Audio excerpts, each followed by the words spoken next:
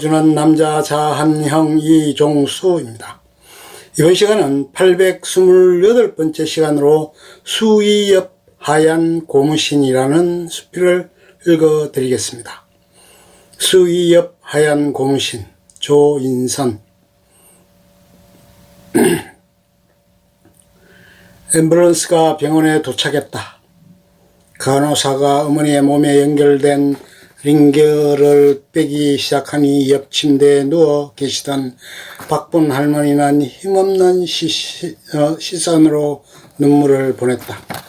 주치의는 연결된 산소통 조절법을 다시 설명해주며 내 주머니에 쪽지 하나를 넣어주었다. 뒤따르던 담당 간병인이 검정 봉투로 포장된 고무신을 꺼내어 양말도 없는 어머니 발에 신겨드리며 손을 잡고 인사를 했다. 잘 가시라고. 탁 막힌 엘리베이터를 벗어나 출구로 들어서니 기다렸다는 듯 바람이 스쳐 지나갔다. 구름 한 점 없는 하늘은 태양을 밀어내고 찬란한 노을빛으로 어머니에게 인사를 했다. 하루를 보내고 저문 찬란함이 어머니의 삶에 대한 노고의 꽃길을 선사하고 싶으셨나 보다.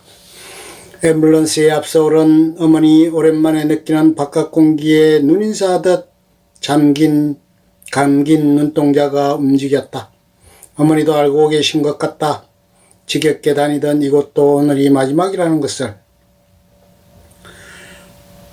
지난날 아버지가 머물다 가신 이 발자취를 밟으며 어머니는 아버지를 만나기 위해 집으로 가고 있는 것이다. 어린 조카가 이동 중에 떨어진 고무신 손에 쥐며 내게 물었다. 신발 신겨드릴까요? 라고.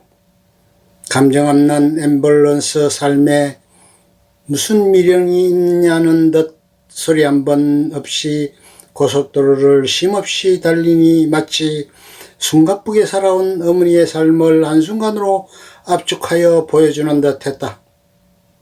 시간 반을 달려온 앰뷸런스가 읍내로 들어서니 정겨운 상호들이 세월의 흔적을 보이며 어머니와 지난날의 발자국을 뚜렷하게 나타내고 인사를 하는 듯 했다.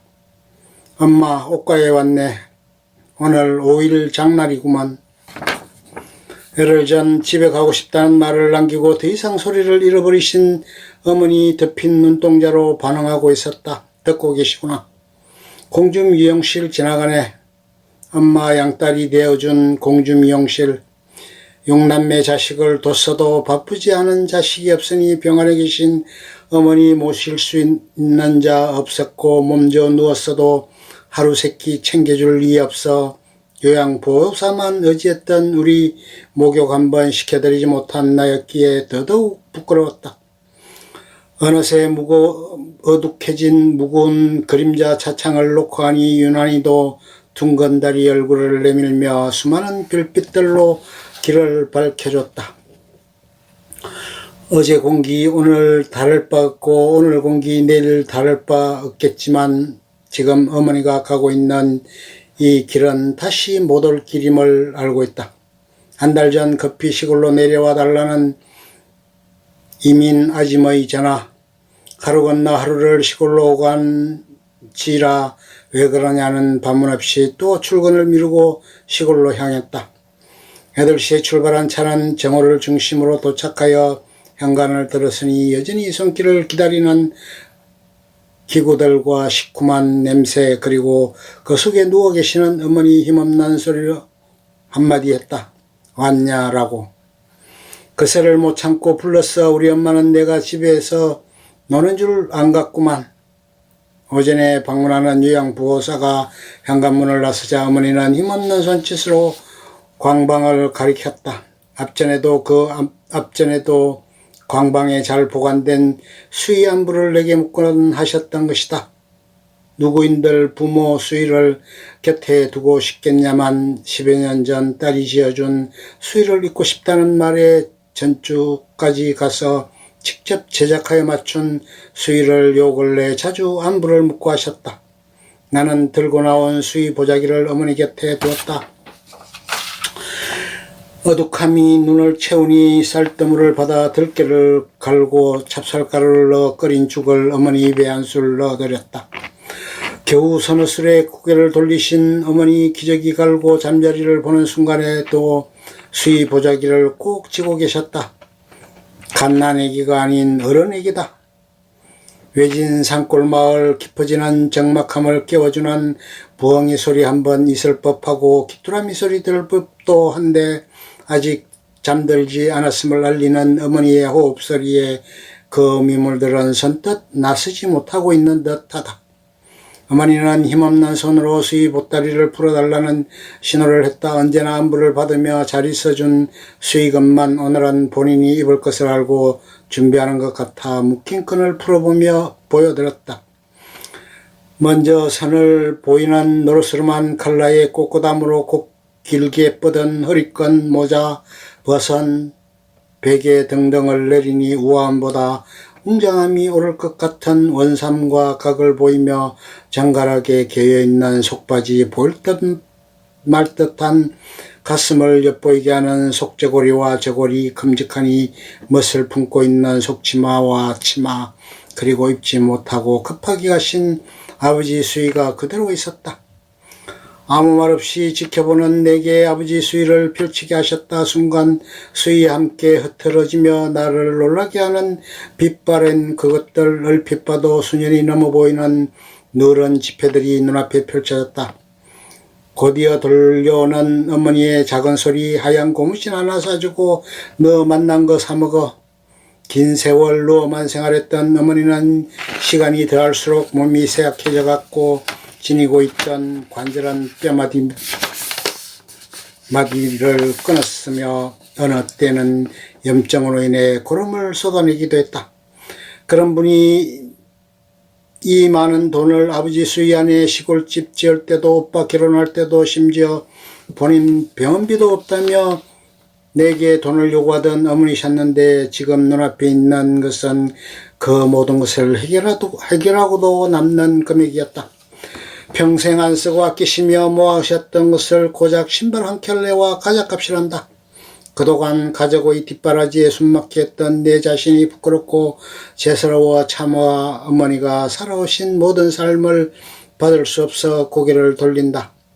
다음날 나는 읍내에 나가 하얀 고무신을 잡고 며칠 뒤 어머니는 그 신발을 신고 병원으로 들어갔다.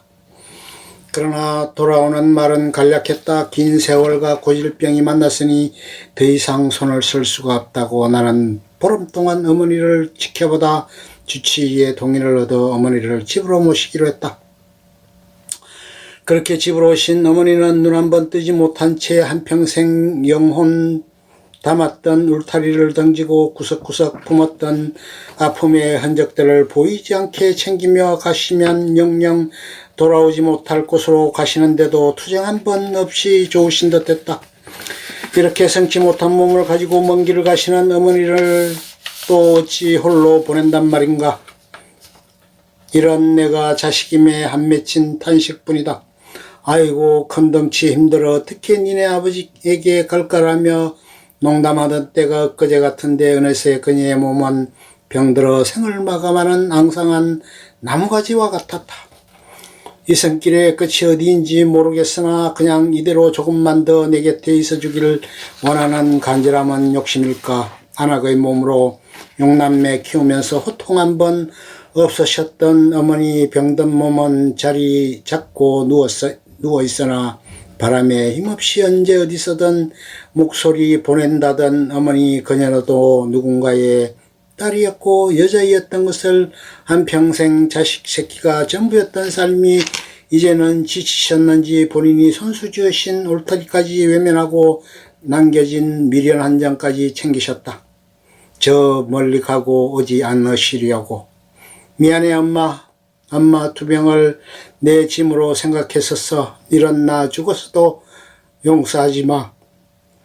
얼마 남지 않은 산수통이 신호를 보낸다. 야속하다 말함도 불효인 것을 엄마 서운한 것 없냐고 물었지. 전혀 없어. 자식을 키워보니 나도 엄마처럼 엄마더라.